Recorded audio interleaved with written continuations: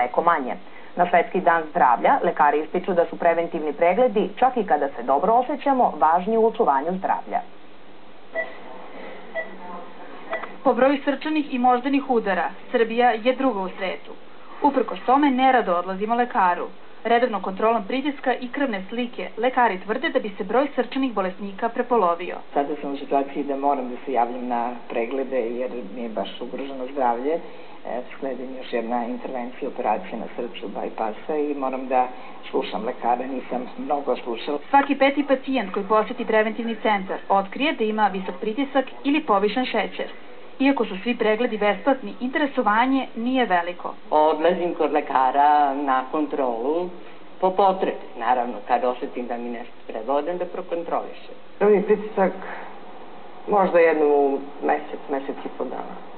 A laboratoriju, sve što spada po laboratoriju, jednom u 6 meseci, jer sam imala skoro neke tako intervencije, onda sam to morala da radim. Znači, to radim uredno.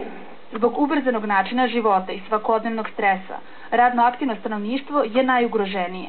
Upravo oni, zbog nedostatka slobodnog vremena, lekarsku pomoć potraže tek kada bolest uzme maha. Naš narod nema onaj dobar običaj, kao što postoji već u razvijenim zemljama, da dolazi i kad je zdrav na kontrolu, onda smo mi prevenciju izmestili, pa mi idemo sa svojim edukativnim i preventivnim programima u razne organizacije, u mesne zajednice, u škole. Upravo zato da bi upoznali i podstakli svet i naš narod da misli na zdravlje onda dok je zdrav, da ga sačuva.